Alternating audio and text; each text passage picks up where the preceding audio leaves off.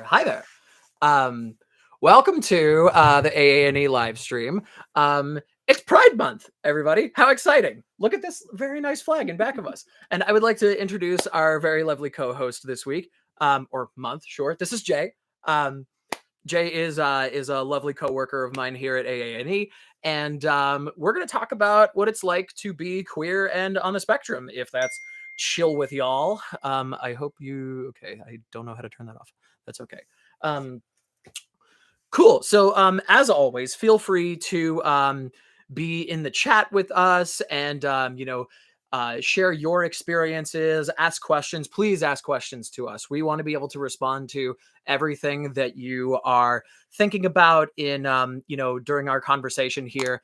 And we don't really have a set stop time. So, if you guys have a lot to talk about, then so do we.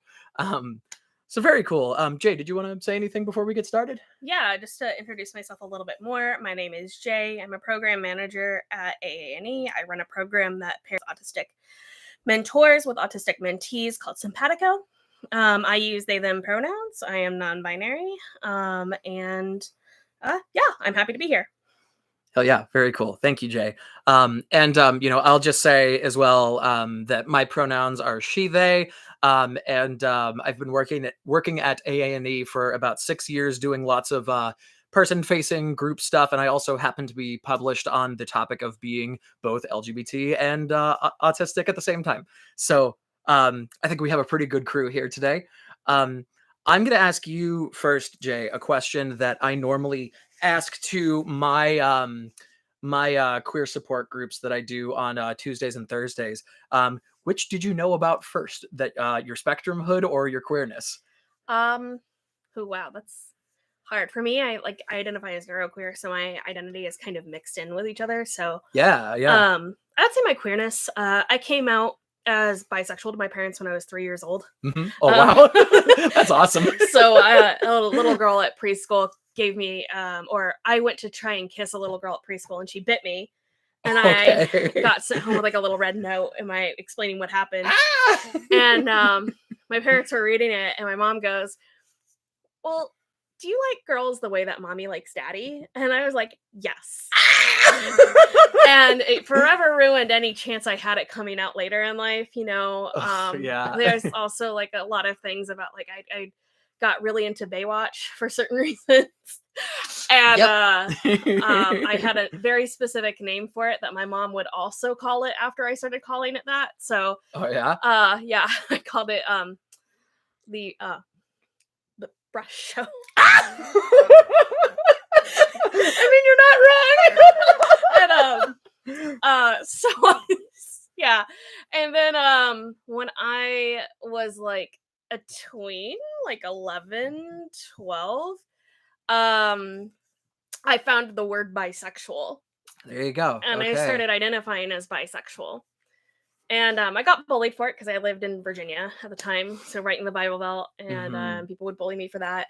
And gosh, back then too, it was such a different time than it is now. Yeah, and I had a diagnosis at 8 years old, but I didn't really fully know about it. Mm-hmm. But I was already getting bullied for that, and then on top of that, I was I didn't realize that other people weren't bisexual. I had this full-on thing that I thought everybody was like me. Right? Wouldn't it be nice? Yeah, I was I had no idea that monosexuality was a thing that people could be. You mean you only like one kind of person? Yes, what? Exactly. And so I was oh yeah, I'm normal, I'm bisexual. I'm normal. Everybody was that's so awesome. Completely shattered my childhood innocence of believing that everybody was like that. And then let's see, I happened to have a sex ed one class and had a girlfriend at the time. And I kissed her. And the teacher saw that and was like, "Oh, I have to call your dad now." And she called my dad to out me. And right around that time, I Kissed a Girl and I Liked It by Katy Perry had come out.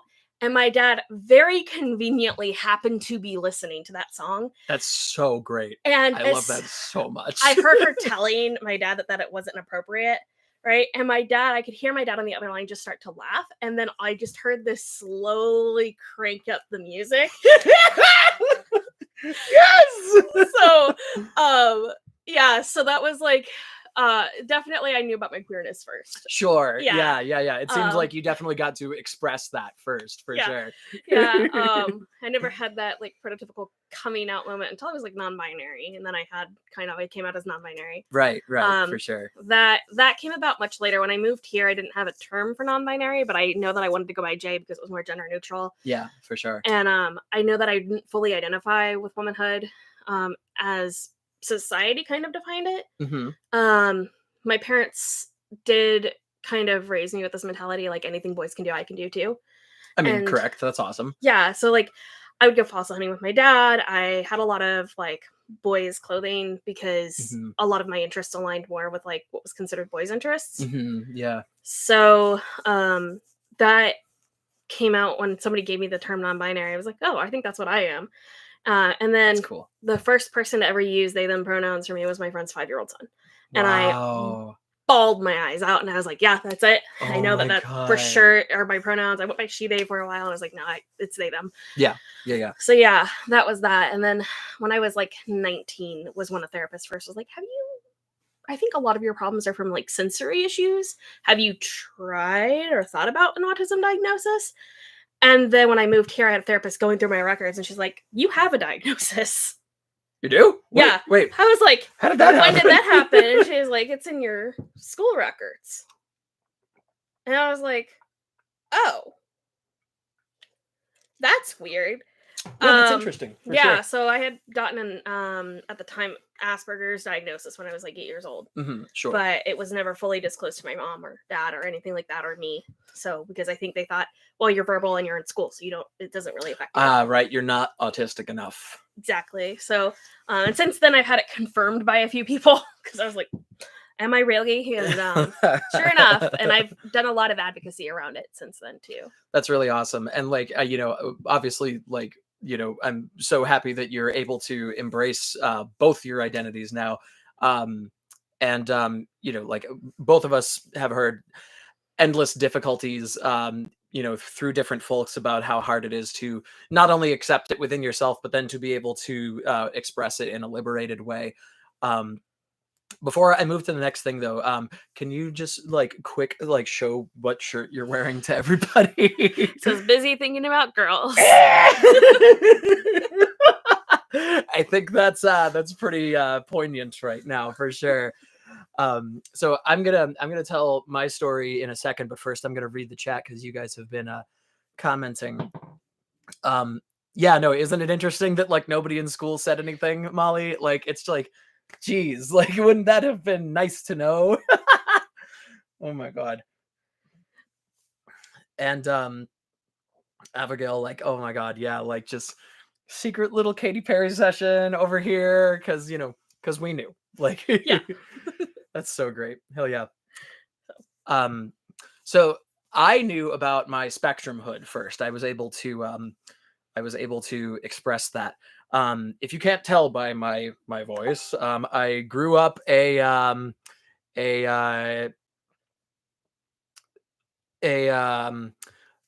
male-oriented kind of person, which is not my identity anymore. But it's no secret that male-identified folks and assigned male at birth folks have an easier time getting their autism diagnoses.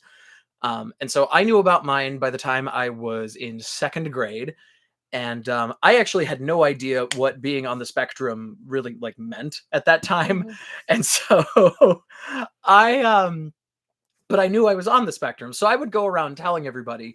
It was called Asperger's back then, same as you. And so I would go around telling everybody like, hey, guess what? Like I have Asperger's syndrome. And like, I had no idea like the stigma that came with it or anything. But like kids would ask me like, so what does that like mean? And I'd be like, well, it just means I think a little differently, which like, yeah, technically true. Yeah.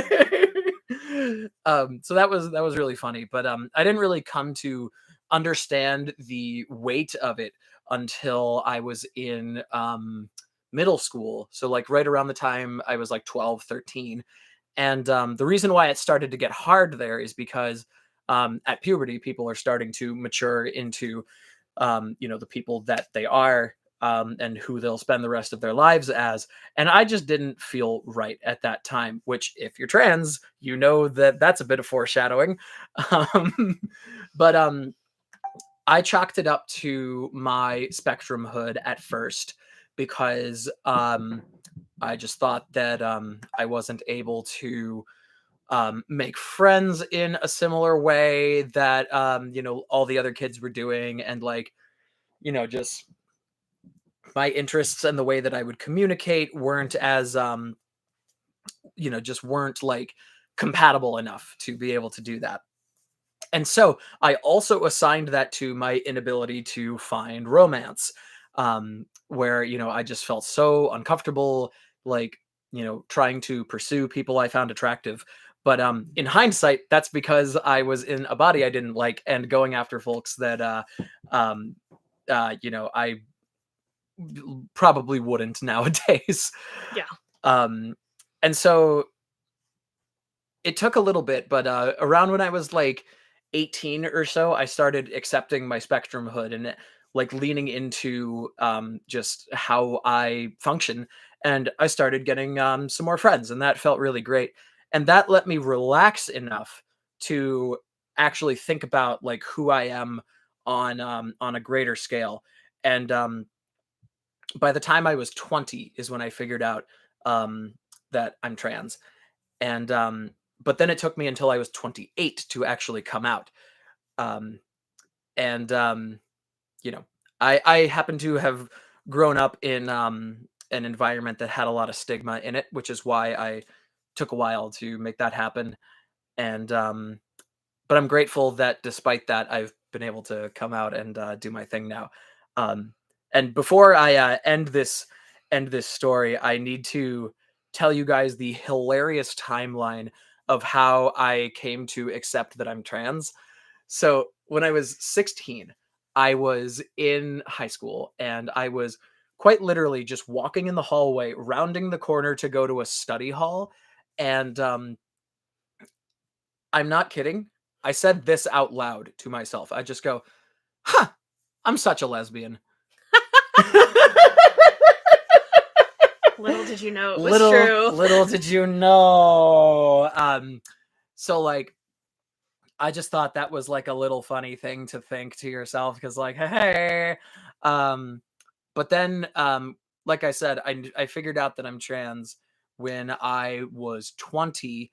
And the way that that came about was I was on my semester abroad in England, and I was in the shower, and I was just feeling terribly, and so I was quite literally just rifling through reasons why one might feel kind of bad, and so I was like, oh, like, am I homesick? Like, no, I'm having fun here. Like, am I like having a bad time? Like, no, I've got friends and like we're doing stuff. And I just kept like going down this list until I eventually was like, I wonder if I'm trans. And I felt my heart sink into my stomach. And that's when I was like, that's the one.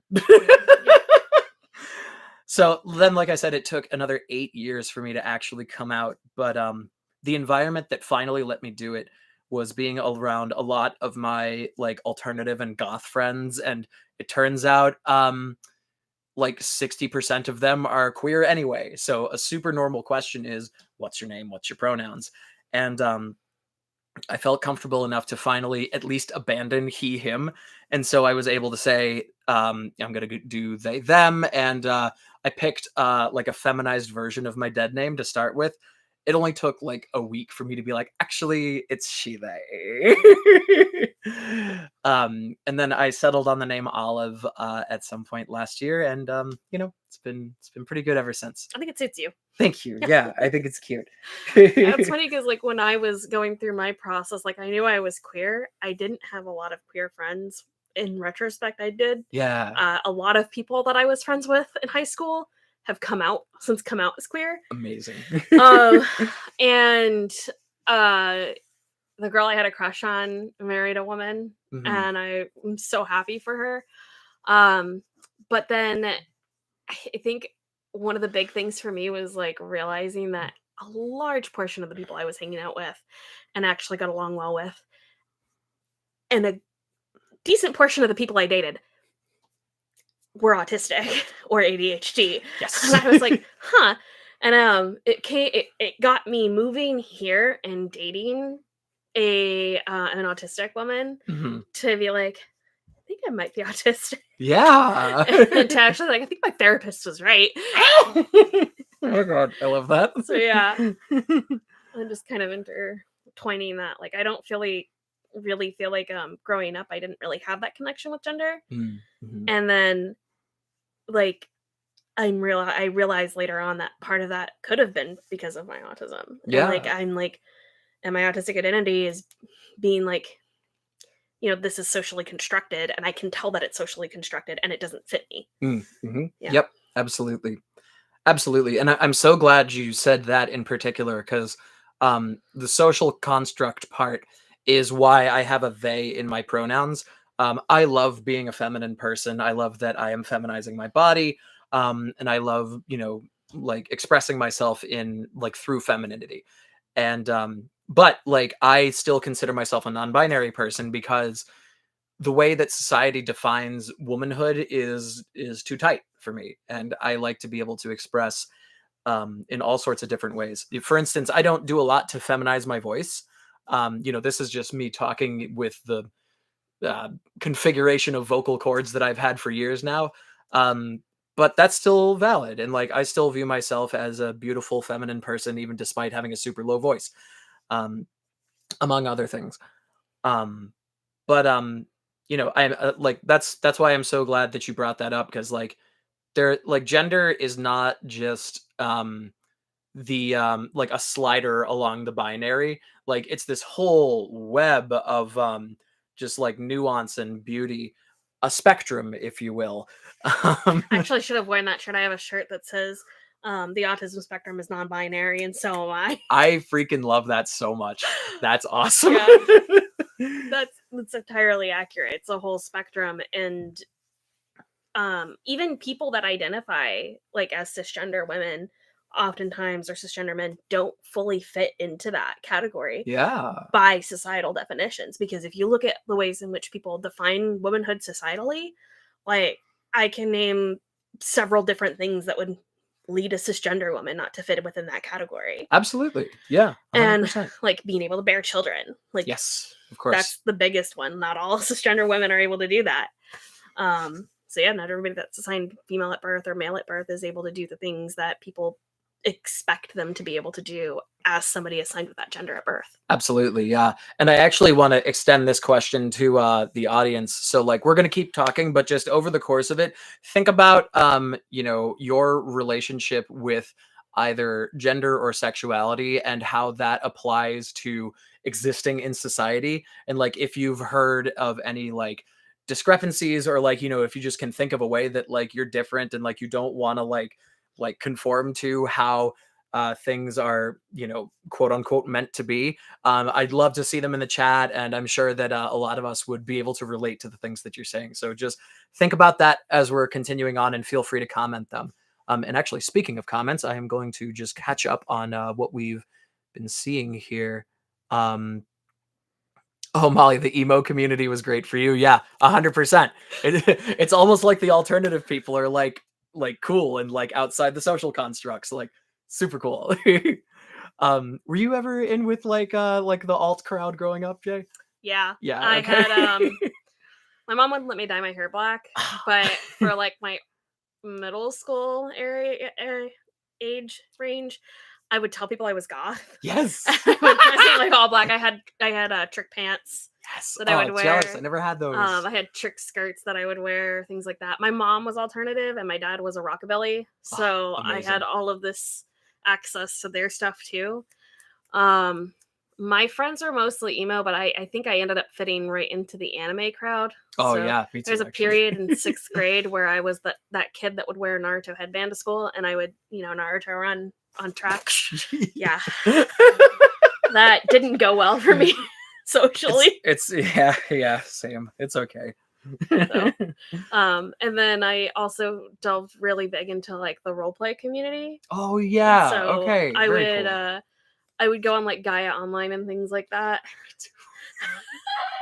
And I would go in like their super literate forums and I would write pages upon pages. Like essentially, I'm pretty sure I've written a book at this point, Yeah. like of just one character's interaction with this whole world and stuff like that. And I love that. a lot of the times I would play androids, which I still do in roleplay. Sweet. Because they couldn't be defined by a gender. Of course. So I would play like these Data-esque characters, or I had this one character who was a Fey prince. And I'm just thinking about the way that he would talk, and I'm like, how did I not realize? Because this boy was like the most feminine you could get, and I was like, yeah, he, in my head, he was like this John Barrowman type of like, oh my god, person, and just very flamboyant. Did not care who he was with, and I was like, and I felt liberated. I would sometimes just randomly like be like, what would this character think in the moment? And when I think back about that experience, I'm like, you dumb. How did you not realize that your gender was not this? Yes. So, yeah. That's incredible. I love that so much. Oh my god. Yeah, role playing, I feel like is a pretty common thing with like that sort of like younger alternative crew. Cause like, I was saying the whole time you were talking, but like same here. I got to be doing the same stuff. And like I think what should have been a tell for me was that none of the characters I ever played, I even considered a gender for. Like, it's not that like I thought about like male or female or something else. It was just like, I'm just this right now. And like, what I felt most was just like the kind of like vibe or like energy they were giving off. So that was, yeah, just to say, likewise, I understand. I think a lot of people end up finding a lot of like, specifically a lot of neurodivergent people ended up finding that kind of like queer joy, neuroqueer joy, yes, in role playing, yes. And that's something that I've seen consistently. And in fact, I actually was consulting with a local trans group, and like talking to them about how they found that a lot of their younger patients have come to realize that they were trans and things like that. And one of the big things was like, well, they always, if they have the option to play as a female in a video game, and they're, assigned male at birth, they usually pick to play the female character, or vice versa.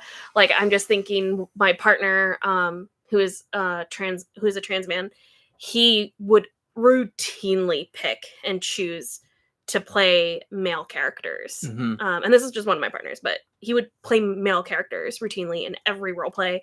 And it wasn't until a few years into knowing him that my other partner was like, let's try using he, him pronouns for you. And that completely broke the mold. That's awesome. Yeah. Yeah. There you go. So then like a few months, he was starting his transition. That's awesome. Yay. Yeah. I'm glad you guys could break the ice for him. That's really cool. And that's just because of roleplay. Yeah. Like, you get to experience things that you wouldn't be able to experience in other areas. Absolutely. Especially if you're not in a safe space to do that. Absolutely. Yeah, 100%. Yeah, having the space to explore is incredibly important for sure. And I actually want to segue into a comment that I'm seeing here that's on that topic. So, Hallie, I saw that you commented that the idea of being feminine is a set thing because you come from an immigrant family, and the traits that are feminine here would not be encouraged in my parents' culture. So yeah, like, that's, I'm sorry that you live in like that sort of like restrictive environment. But thank you for saying it out loud. 'Cause like, what is feminine, or, what, like, gender roles are different across different cultures and societies and stuff. So that's really important to be able to realize for everybody here. Thank you. Let's see, I'm just catching up with more of the chat. Ryan, yeah, the emo scene community, that's where it's at, 100%. Let's see. Scrolling down. Kind of go down to the cultural point too. Oh, sure, yeah. Yeah, my mom's an immigrant. Okay, yeah. And yeah, please. The way that they treat like autism and ADHD traits in Germany like the culture in and of itself is so inundated with autistic, like things that I would say are autistic culturally here. In Germany, really? Yeah, like always being on time, taking things literally. Wow. I would say either forcing too much eye contact or avoiding eye contact Mm-hmm. is very common in German culture. I see. And I remember in the autistic parents group that I run, we actually had a conversation about how the people that had experience within German culture were like, yeah, it was perfect because I always knew what to expect and all these other things. And like for me, that was part of the reason why my autism probably wasn't caught. Like I'm thinking back on it, and my mom probably was told when I was younger, but was like, "Oh, she's just German. She's just German. Like, they're just German." So I'm like, no, it's just German culture. That's awesome. And so I'm just thinking on that, and I was like, yeah, that's probably a big reason why it happens that way. But yeah, I think even like cultural definitions of femininity are also so widely different, and masculinity too. Like what is considered masculine here versus what's considered masculine in Europe is completely different. Oh, for sure. In Europe, it's common to see men wearing khakis and wearing bags out to like go shopping because you need more space. That's just normal. Of course. Yeah, absolutely. And here you don't see that as often. No. And like, think about men's swimsuits. Like over here, it's like always really long trunks that go below the knee. And then like over in Europe, it's a lot shorter. Or just shorts are in general. And that's, like that's considered masculine over there, which is just, it's interesting. Yeah. So many different cultural differences. For sure. Yeah. Just reading the chat some more. Let's see. Mina, I'm reading your comment where you said, my dad is very effeminate and my mom is a tomboy. So gender rules were already flimsy at best for me growing up. Gender always seemed made up to me. I was happy to learn non-binary was an option. Yeah, that's great. Absolutely. And I'm glad that you had like a healthy representation of it growing up too. Cause like, unfortunately, not everybody can say that. Yeah. So that's radical. Like, I'm glad that you like had such cool representation, while you were growing up. That's great. Yeah. Abigail, I'm reading yours saying, I grew up in the 80s, so it was hard to come out and there was no language for the gender spectrum and ASD was defined by Rain Man. Yeah, right. So just seeing rainbow in the mainstream gives me such joy. Us too. Absolutely. And yeah, no, like spectrumhood has come a long way since then, of course. Cause like, God, like, it's used to be like such a, and it's is still to some degree, but like thankfully lesser nowadays, where the stereotype was, like the ultra savant, like good at, math and science and like, typically white and, like just a little quirky, but like, they're like good at, this amazing task that they can do. Which of course spectrumhood looks entirely different than that a lot of the time.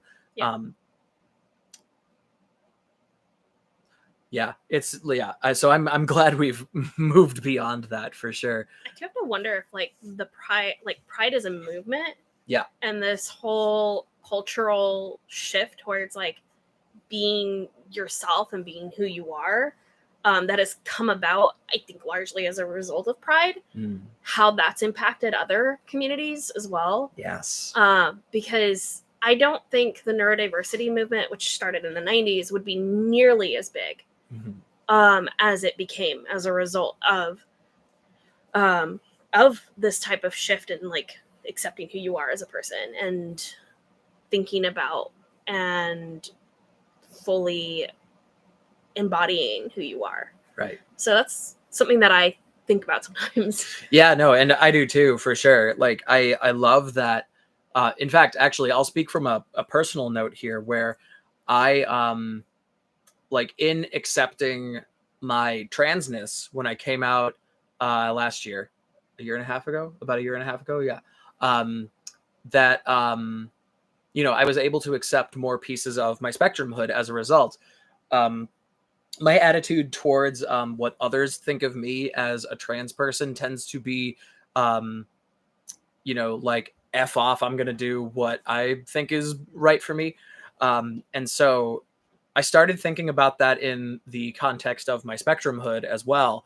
And that was incredibly liberating, because that's how I ended up being able to um, advocate for my sensory needs, for like my ability to work during the time of day that I am most productive, i.e., not getting up at like crud in the morning. And so like, all to say, I completely agree with what you just said, that Yeah. like I think that like, the pride movement is incredibly empowering, both within and outside of the queer community, for sure. Yeah, definitely. And there was a book that I read a while back called Far From the Tree. Mm-hmm. I'm forgetting the author, but he was a gay man, is a gay man.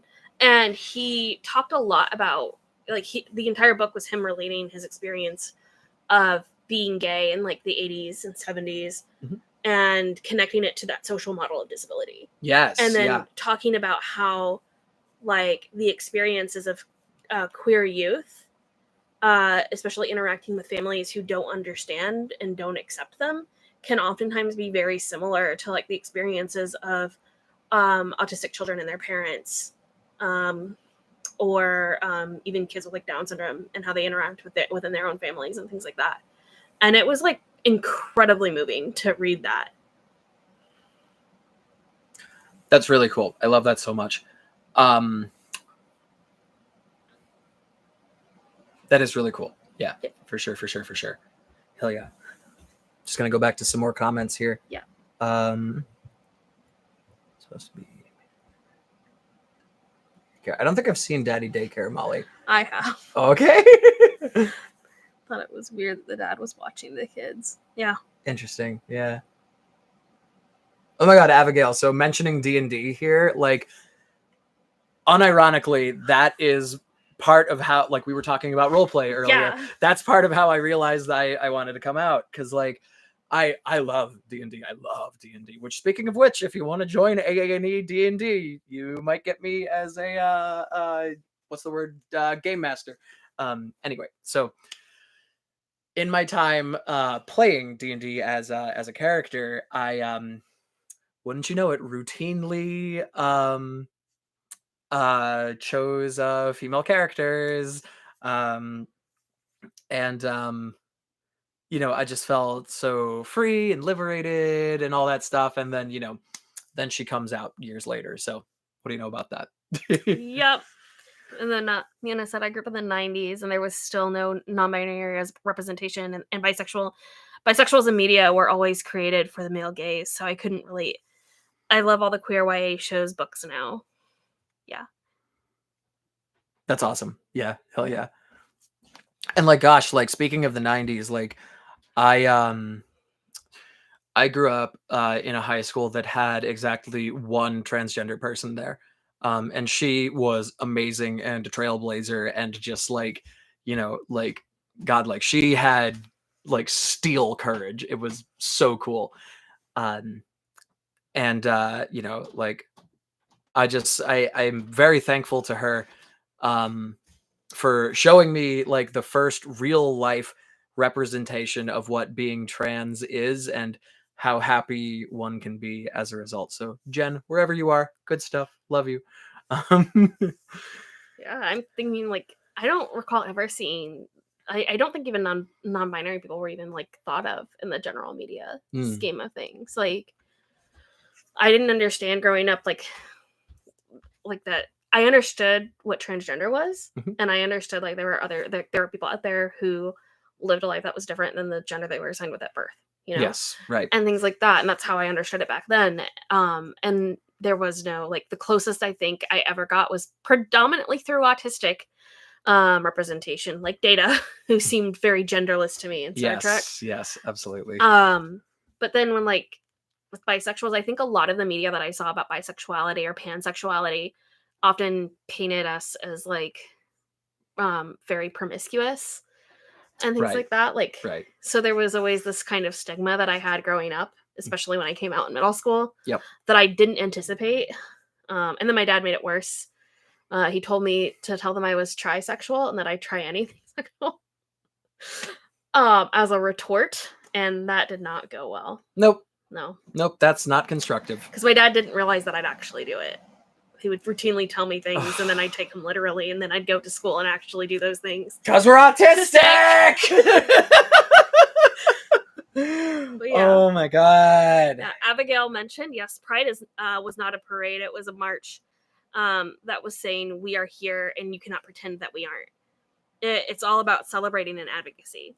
And absolutely, the very first Pride was a riot, and it's important to recognize that. Mm-hmm. Absolutely. Yeah. There's a lot of people. There's a few people talking about D&D. Like, I have never played D&D, but we have always wanted to. Yeah. Mm-hmm. There's a few other games too out there. So if D&D isn't your style, it's very math heavy. Mm-hmm. If you have ADHD, sometimes it can be very difficult to like stay focused in a game. But there's other games out there too for tabletop role playing. I'm going to be playing my first D&D campaign here soon. Oh, really? Yes. Okay. My entire polycule. Cool. Yay! That's so good. And then what we're doing is I'm going to create a character that's dating a goddess, but I don't realize she's a goddess. And I just think that I'm a cleric, but actually I'm a warlock. Oh, whoa! Wait! That's such a nice twist. I love that so much. I got to think TikTok for that one. Yes, yeah. Please. Oh my god! If I don't follow you on TikTok yet, let me. Yeah. But so there's also like there's one game called what's it called? I think it's Powered by the Apocalypse. It's a system. Mm-hmm. They have different games like that. My favorite right now is Thirsty Sword Lesbians. I don't even know what that is, but yeah. Yes, Thirsty Sword Lesbians. If you want a game that's all about celebrating not just neuroqueer joy, but queer joy in general, and celebrating overcoming obstacles. Like, you don't even have to play a lesbian. But it's all about overcoming societal obstacles, and the whole point is to have a happy ending at the end. I love that. So good. Oh my god, that's so sweet. Yeah. Yay. That's super good. Yes, the title is incredible, Mina. I love that too. Jay, I wanted to ask you, you've used the term neuroqueer several times here, and like, I'm pretty sure we have like an okay idea of what that is, but like, what does that mean to you? Like yeah. What does that mean to you? Yeah, for me, it means that my neurodiversity, like my neurology is incredibly intersected with the way that I view my queerness. Yeah. Like, I don't think I would have been able to come to terms with either part of myself if I hadn't completely enmeshed that idea. And it was a term, and I'd have to look it up again, but it was coined, I think, in the 2008. Mm-hmm. So it's not a new term. Like, it's been around for a while, but for a lot of people, when they were describing their gender identity or their sexuality, it was deeply enmeshed with how they viewed themselves neurologically. Like, this is just the way that I think. Absolutely. Yeah. And for me, I can't take away one part.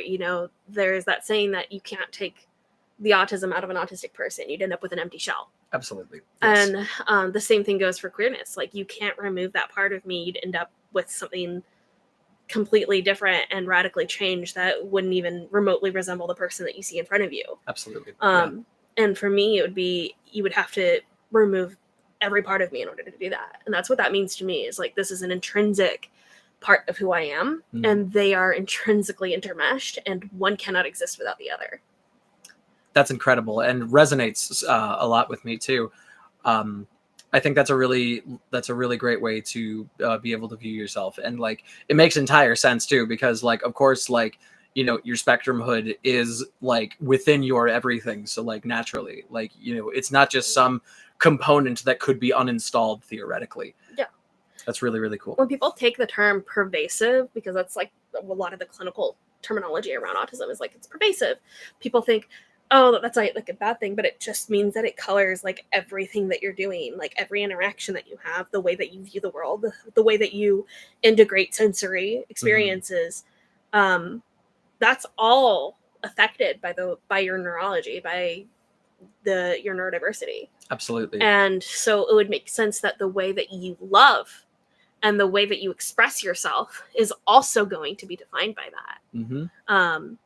And that's not to say, like, you know, I dislike when people talk about, oh, you're letting your disability define you, or you're letting your autism define you. And it's like, no, that's just my operating system. That's just who I am. Right. That's a good thing. That's actually. a good thing.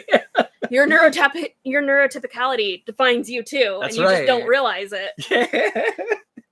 Yeah, for sure. And like, it's like, I love that you phrased it like that, because like, I think it would behoove us to like, you know, like to not view neurotypicality as like, you know, the way that you should be, because like one, that causes so much stigma. But like, if you were to take away that focal point, then like you'd be able to see that, like, you know, the differences in operating systems are literally just that, and you know, nothing more than like, I don't want to call it a style, because it's not like you can like fundamentally change it, but like it's like it's a difference, you know what I mean? Like, sorry, I'm not phrasing this perfectly, no, but I get you. Yeah, for sure. It kind of makes me think about at AANE we actually did a staff interview with Dr. Price, who wrote Unmasking Autism. Mm-hmm. And one of the things that he mentioned that really stood out to me, and I still think about sometimes, like almost every day I think once about this, I'm like, is that there would be a lot more transgender people if neurotypical people had just an ounce of the same ability that we do in order to in recognizing socially constructed systems. Hell yeah. 100%. Can I just say, and we're going to continue to, but like it is a pleasure talking to you about this, because like I am resonating with so many of these ideas, and like it's just making me feel so like seen and also liberated. So like, just thank you for being here and in your whole self today. Yeah, thank you for coming over. Yeah, my pleasure. Like, there's just something indescribable about being in a room with somebody else who is also non-binary and also experiencing like this similar things to me, who's also autistic. Yeah, like for sure. I think people really undersell, like, you know, there's that whole thing that Casey Davis, who has ADHD and not autism, is not autistic, but she wrote several books and has published a lot of stuff on how to keep house when you feel like you're drowning.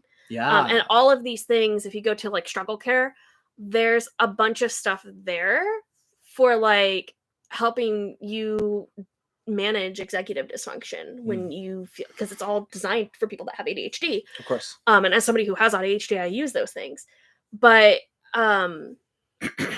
there was something to be said about like how autistic people, now I'm lost my train of thought. There's the ADHD coming in. Hey. But they've talked a lot about, at least on TikTok, about neuroqueer joy and how existing, like, oh, this is where it was. There's a part of the diagnostic system for autism that changed recently. They updated the DSM, and in part this was done with an organization out in, I think, San Francisco. Wow. Okay. For people who, for like, it's a program that was mostly run by parents who have, as they define it, severely autistic kids. Sure. Okay. And they pushed to change the definition to be stricter because they really thought, like, you know, if you're actually autistic, you wouldn't be able to make friends. And so they really pushed this definition of like cannot maintain friendships and things like that. And it's like, we can with other autistic people. Yes. Like, yes. Like, that's the issue here, is like, there's so many other studies out there, so many studies that show that we are able to communicate more effectively with other autistic people. Absolutely. And people, because we feel safe in those spaces to be ourselves. First of all, that's like the major thing. But like we're more likely to accept differences in communication, and we're more likely to empathize with other autistic people. Absolutely. And it's actually neurotypical people that have difficulty empathizing with us. Really? Yeah. Oh my god, because you guys have such a rigid system. Oh, I thought that was our problem. Yeah. Oh. Sweetie. So yeah, and I think this is really telling for queer spaces too, because you always find that like queer people, without a doubt, we tend to create social groups that are, or eventually come out of the closet to be mostly queer. Yep. You know? So that's just how it is. That's awesome. Yeah. Oh, I'm so glad you've heard of Casey Davis, Maggie. I'm loving the hype in the chat right now. This is awesome. Hell yeah. Speaking of friend groups where folks will just eventually come out, I need to tell a hilarious story. I'm gonna keep names besides my own private, just for privacy's sake. But when I was in high school, I was dating somebody, and they were identified as female at the time, and I was identified as male at the time, and then later on in life, both of us turned out to be trans. Swap. Yeah. And like they have ADHD and I am ADHD. And so it's like, of course the two queer trans kids would try dating each other. Exactly. I have the partner that I dated, I think from like 19 to 21, who I'm still friends with. Yeah. When we were breaking up, we were just laying there together, and I was like, I think I'm a lesbian. And she goes, that's great, because I think I'm trans. What? We were breaking up because we were moving, but oh, okay. so that was still happening. That was still happening. It wasn't happening because of that, but we broke up and then continued seeing each other for like months after that. Sure, yeah. But that whole thing was just so funny to me because I was like, yeah, this tracks. Yep. And then it came out as neurodivergent later, and I was like, yeah. Yep. That tracks too. Yep. Oh my god. The amount of people, like when I was in college, for instance, I had this whole group that I created called the Neurodiverse Students Association. Of course. And the way I would recruit for it, probably not ethical, but I would go up to people and be like, hi, you seem neurodivergent. Honey. I was right 100% of the time. Yes. I was never incorrect. I had one person who came to the group because of that, and then ended up getting diagnosed a year later. Shut up. And mentioned me in an article about it. Oh my god. Because they're like, I would have never known. And like the amount of hi, joy. here's your free personal information. Yeah, like, hi, you seem autistic. That's fucking great. But I was right 100% of the time. So. Oh my god, that's awesome. Yeah, I'm snapping like crazy too, Mina. That's awesome. Yeah. Oh my god. I call it the tism tinglies, Maggie. Oh my god. Well, what do you call the radar one has for other neurodivergent folk? The tism tinglies. Tism tinglies. Yeah, no, I vibe with that. I super vibe with that for sure. The radar's real. Yeah, Molly, let's go. Oh my god, that's awesome. Peer-reviewed diagnosis. Yes. Yes. I think one of my greatest joys as an autistic person is when people send me their assessments. Like after I armchair, I'm like, hey, have you ever thought that you might be neurodivergent? And then they go get diagnosed, and then they send me the paperwork. It's happened to me 4 times, and I'm like, and I'm like, 4 times? 4 times. Oh my One god. of them, I had a guy I was casually seeing when I was in college, and he ended up getting diagnosed while we were casually seeing each other. Of course. And he got me a shirt that said weaponized autism on it. I love that so much. He would always say that like I could just look at somebody and be like, yeah, that person's autistic now. Hell yeah. That's great. I think I need that shirt, actually. That would be Yeah. sweet. Oh my god, that's really, really cool. Yeah. Yeah. I mean, the process for getting an assessment can take a really long time, and it's so difficult to find like people that are willing to actually listen to you.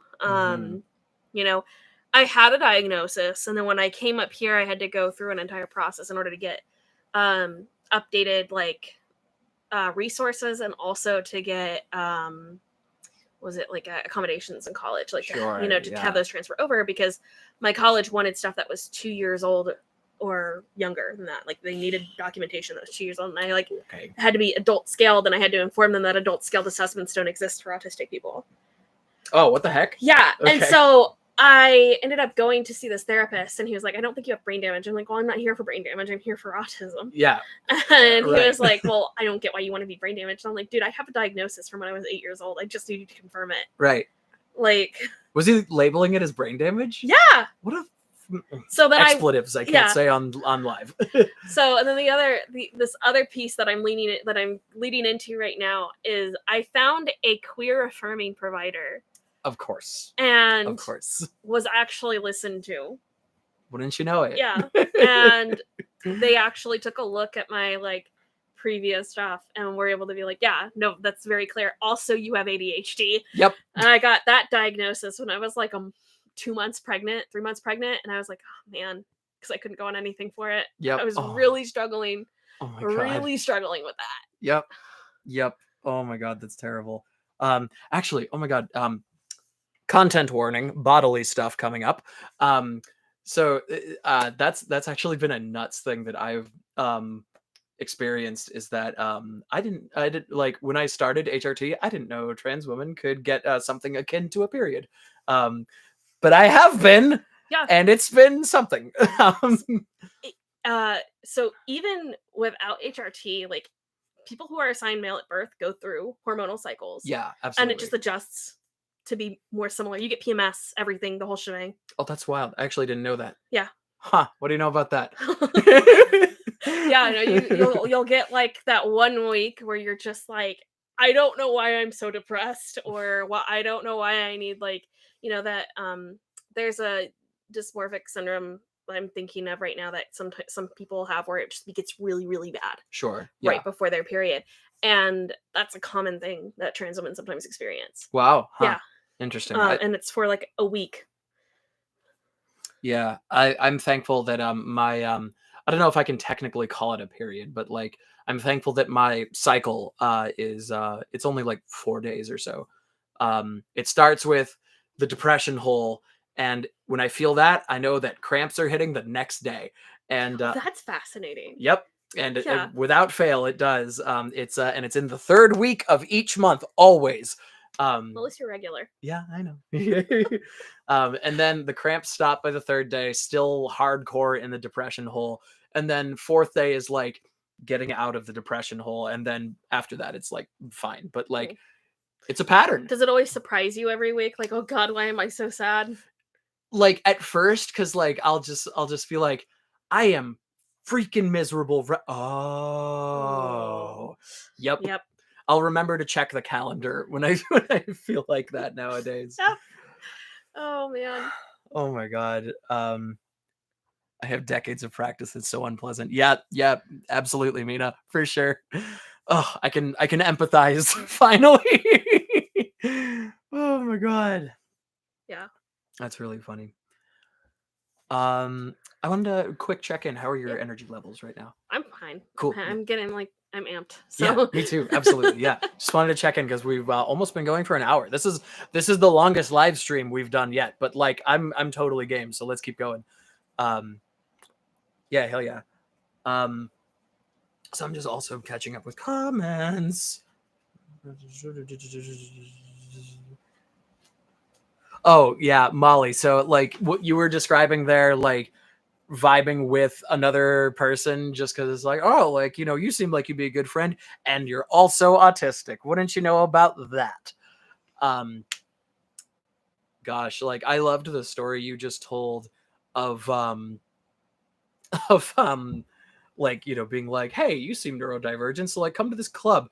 And like it's making me think of in my high school years, my most comfortable friend group were a trans person, a queer woman, a gay man, and like a cis straight but like effeminate kind of guy, and then me, who I'm queer as heck. So like it's just it's funny, like kin recognize kin is the phrase that I like to use there. And I can even like extend that to nowadays anyway, where I am seeing a couple people who are both trans and neurodivergent. And then I'm part of like a very cool friend group we're all very fond of each other, and like I'm trying to think, are any of them not neurodivergent? And a polycule? Yeah, you'd be hard pressed to find one. Yeah. I think a couple of them are neurotypical, but like the vast majority of us are neurodivergent. I don't think I've ever met a neurotypical polyamorous person in my life. Well, maybe they need an assessment then. Yeah. Oh my god, that's so great. So I want to extend the question that I asked Jay at the beginning of the live stream to everybody who's watching still, since there's more of us now. Just think about what you realized and could express first, your neurodiversity or your queerness, or if it was both, like feel free to talk about that. You know, I would just love to hear everybody's personal experiences, and you know, we can riff on that for a little bit.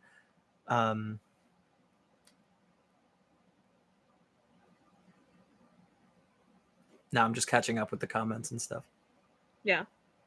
Now we're both reading the comments. Yeah, for sure. Yeah, forgive us if we take a pause. It's just making sure that we're not neglecting you guys. Yeah. I think that also, like, in the interim, because we've brought it up before, because I've mentioned that I have multiple partners, you've mentioned that you have multiple partners. Mm-hmm. Does that play into your, like, there's been studies that show that like polyamorous people are more likely to be autistic or ADHD. That's incredible. I didn't know there was paperwork on that. Yeah, there's actual studies. Yeah, awesome. So all I can say is that I am so much more comfortable in a polyamorous scenario than I ever was in a monogamous scenario. You know, part of it is because I feel like I don't know, like it is both attractive to me to see other people being completely their own, and then in the same kind of way relieving for me that I'm not somebody's everything. Like we are all autonomous people with our own lives, and we choose to be together in this group because we are all very good for each other and, you know, can help each other. You know, to me, that means that, you know, we're kind of breaking this mold that society likes to push on us, that, you know, you need to settle down with one person and create this kind of, you know, traditional family. And it's like, that just doesn't work for some people. And for me, I feel like, you know, like I said, I'm much more comfortable doing a polyamorous kind of thing. And, you know, like, I just like, I don't know, like, I think like the words I would use to describe it are comfortable. Like I said, it's easier, as in it just makes more sense to me. I feel well supported, and I feel still like I have my personhood and my independence, and I don't have to compromise on any of it, which is just incredible. So, you know, I really love it. What about you? What do you love about it? Yeah. So first of all, I do want to mention, like, one of the things that brought me into the position that I'm in was talking about how autistic communities tend to develop around this strengths-based approach, where we develop communities in which other people have the strengths that we lack and we have the strengths that they lack, and then we cooperate to, as my partners and I have put it, create one functional adult. Yeah. To quote Cosmo and Wanda from Fairly Odd Parents, we are two halves of a whole idiot. Yep. Except I'm not implying that anybody's an idiot here. I just thought of the quote. So for me, I actually came into it on accident. I had actually told my previous partner that I wanted to be monogamous, and I don't think I could do like an open relationship. Okay. And I met my partners through that partner, and for me, it was probably the slowest burn I've ever had with another woman. Do tell. What does that mean? So for me, whenever I've jumped into relationships with other AFAB people, it's always been like through not TikTok, Tinder, or like OkCupid Yep. previously, and it usually wouldn't work out very well.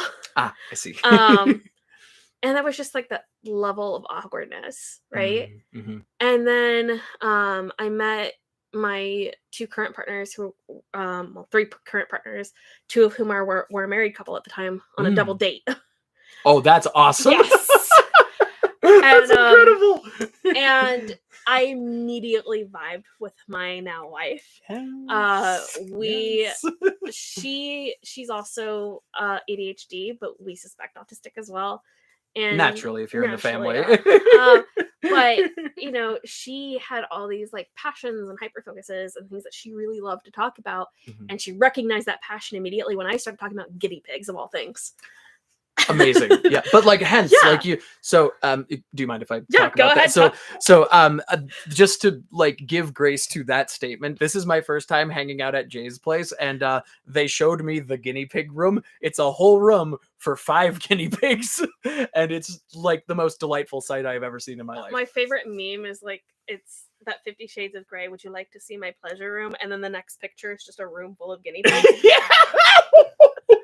I'm like, yes, those are my pigs. But I talked about them because at the time I was in college, and I did college pretty late because I had a hard time without accommodations. It took me like 7 years to get to college, and I was in a dorm room when I was like 24. Sure, yeah. And I had 3 guinea pigs with me at the time, and now I have 5, but I had 3 at the time. 3 piggies. And I talked about those, and she was just so like enamored by the guinea pigs and whatnot like that. And so I really vibed with her, and I was like, I'd really like to hang out with her again. And then my partner at the time was like, well, why don't you come to our gaming table? And why don't you come role play with us? Yeah. And so unsurprisingly, I created a character that was a telepathic guinea pig from some alien race of like genetically enhanced guinea pigs. Amazing. Love that. And my wife created a male character based off of our Mass Effect character. And also then great. People kept shipping our 2 characters, and he had the ability to like modify genetics. So he just made my character human. Okay. But yeah, so we had this whole thing where people were shipping our characters, and we started writing out like different ship scenarios. Like, we started like text-based role-playing these characters. Oh my god. And then we went to Target once together because we would hang out all the time after that point. Of course. And we would role-play the characters while we were at Target. That's precious. And then we realized through that we had feelings for each other.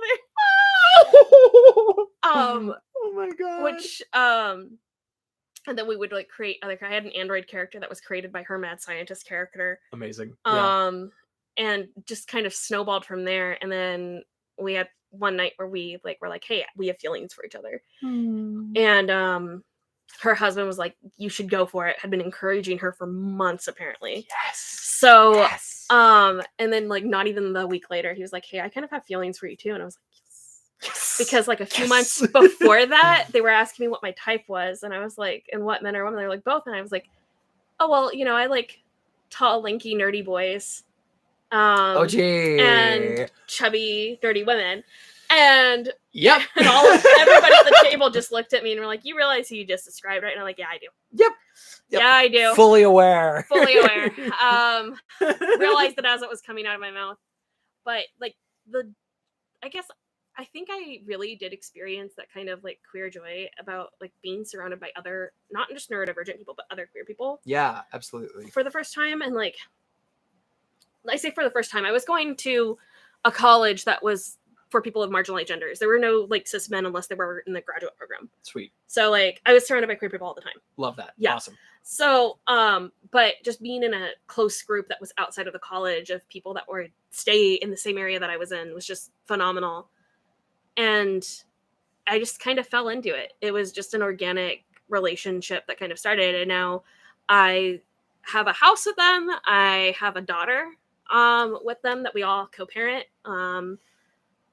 And I'm married to our trans man. He's a trans man. I say our trans man. He's a trans man. But I'm married to him. He is our asexual, aromantic, platonic life partner. But that's amazing. We love that. And actually, that's how Maggie, who's in the chat, she's one of another AANE staff. Hi, Maggie. That's how she realized we knew each other, because she saw a post that I made in a group about having a platonic life partner, and was like, I vibe with that. Wait, I know you. We love a platonic life partner. Yeah. Oh, yeah. So like, just connecting because of these autistic special interests with my partners now, about like guinea pigs and nerdy stuff.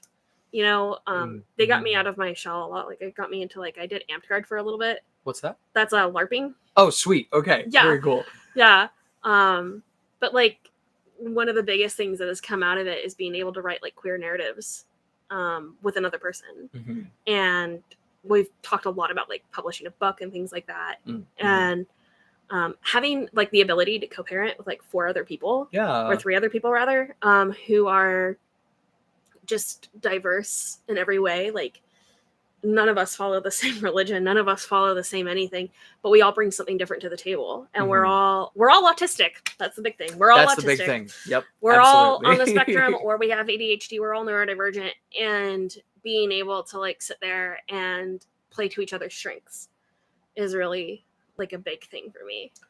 That strength-based model, like you were talking about. That's just how we flock together. Well, for sure, yeah. And like, I do want to like give grace to that point. I was fortunate enough to be part of a research study that got to put to test that strength-based model.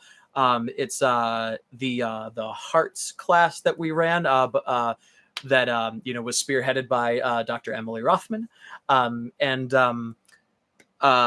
essentially what we did was we compared how a negativity model of like, you like might not be good at this, that, and this, so we're going to work on those, versus you are great at this, and this, but just this one might need a little bit of work. So we're going to focus on all of these other things, and like just completely boost what you already can do, and that might even help the last little thing over here.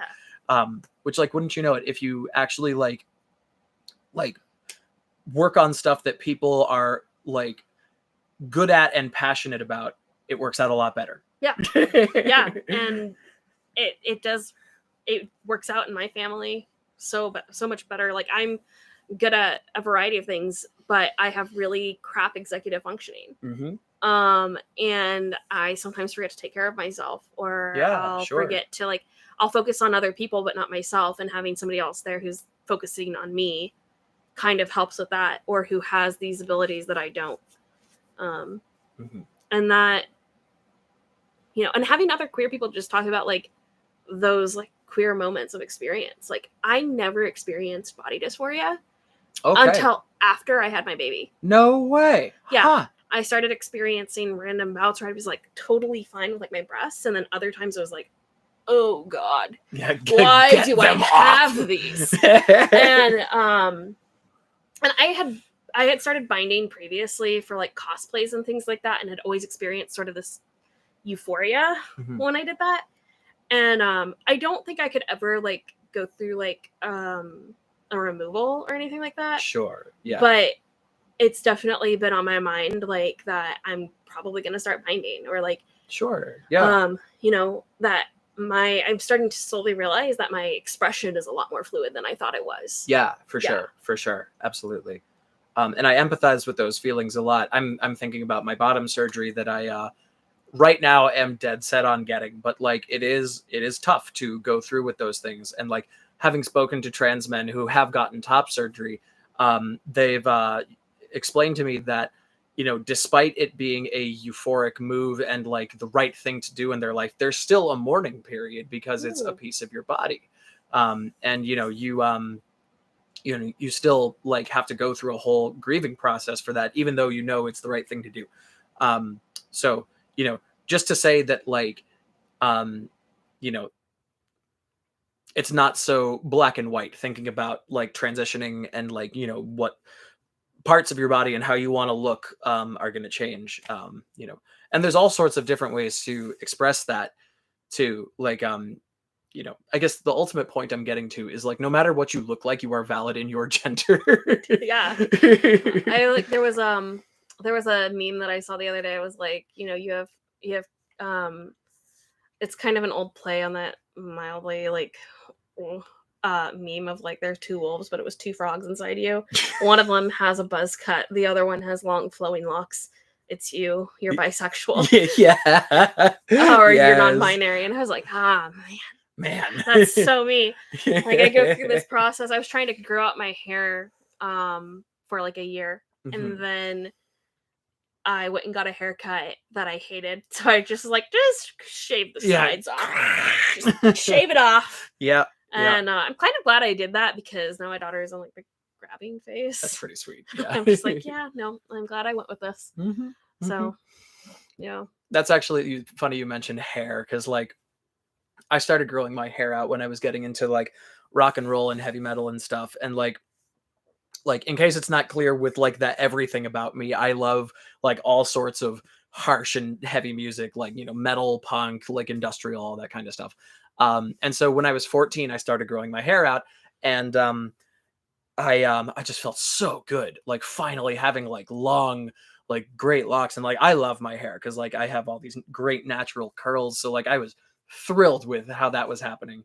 And I'm not going to name names or identify anybody, but let's just say there was some discouragement for me to have the kind of hair that I did.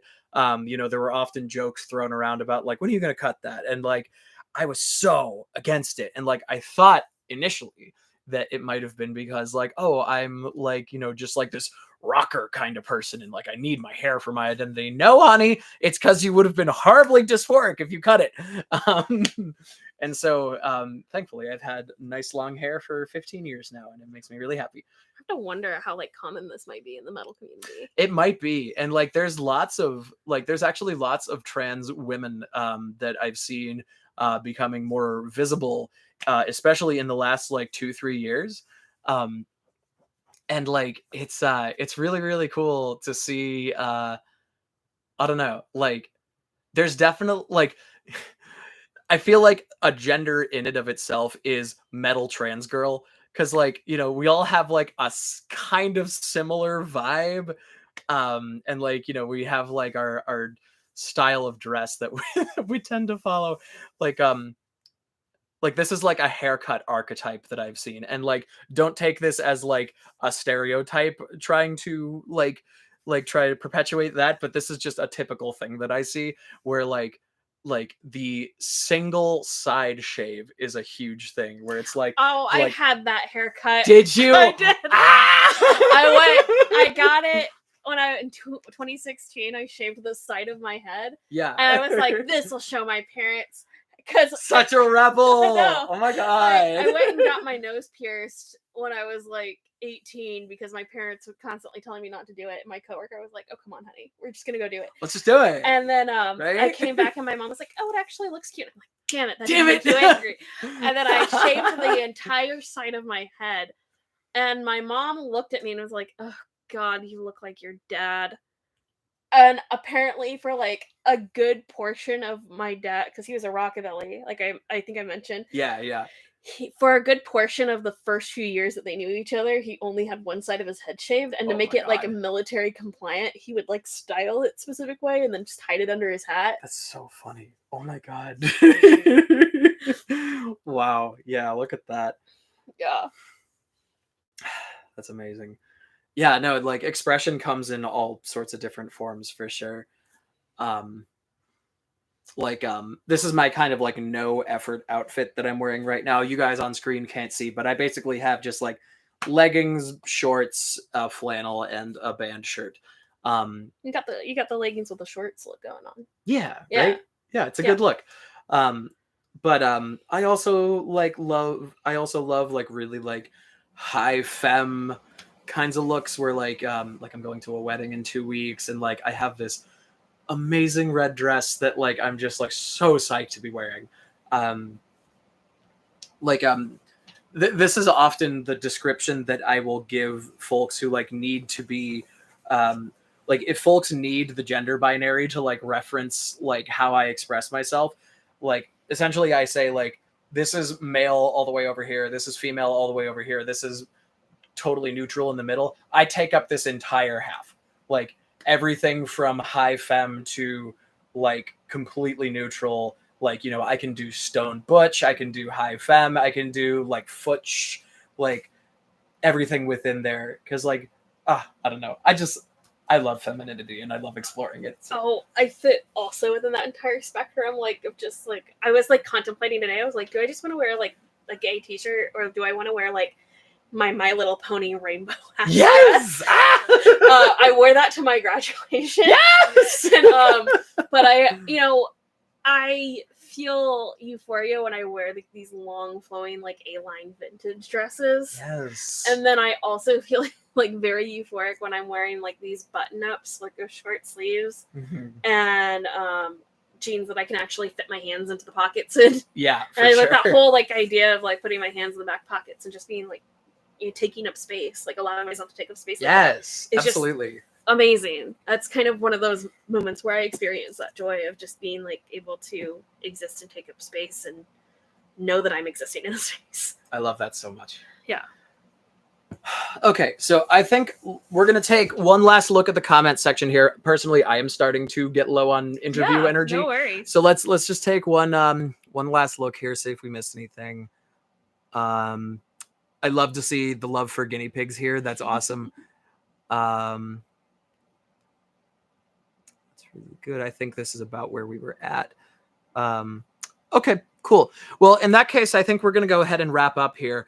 Thank you guys so much for joining us. I had a super huge blast talking to you and being able to do that in front of everybody. And happy Pride, by the way. I don't know if we said that at the beginning. Yeah, happy Pride. Happy Pride to everyone. We have the AANE newsletter coming out tomorrow, which features tons of Pride content, including an interview with me. Including an article about, and this is a less positive thing, on some of the anti-trans legislation in the country from me. Mm-hmm. Yep, absolutely, which is, you know, incredibly important to be aware of nowadays, for sure. Yep. And I'm also doing a webinar on that legislation as well later in the month. Mm-hmm. Absolutely. Yeah, so like, you know, there's plenty more content from us and from AANE coming up.